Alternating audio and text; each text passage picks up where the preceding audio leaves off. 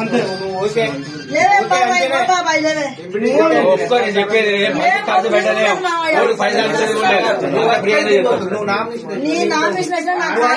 చెప్పేదా ఓట్లకు పైసలు కూడా అవసరం లేదు. నేను ఎందుకు బదిలాడతానో అర్థం చేసుకో.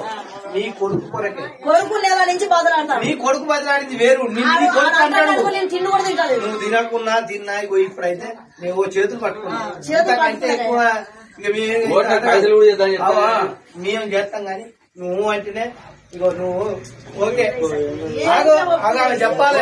ఇంతమంది చెప్పాలి అంతే. తప్పుల విషయం మేము మనిషి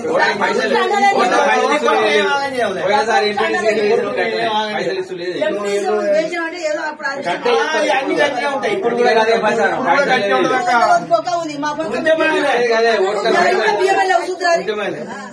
ప్రచారం చేస్తాం మేము. అందరూ పైసలు గదే ప్రచారం చేస్తాం. మరి మీకేం లేకపోతే మేము ఉన్నామమ్మా.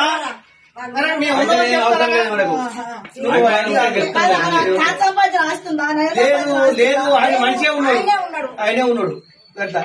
పైసలు ఏమో గిట్టే బదిలాడుకున్నావు కాదు. అమ్మా నిన్నేం ఆగం కావాలని మేము కోరుకోవమ్మా. అర్థమైందా? మా సాధ్యమైనంత మేము కూడా పోరాడతాం.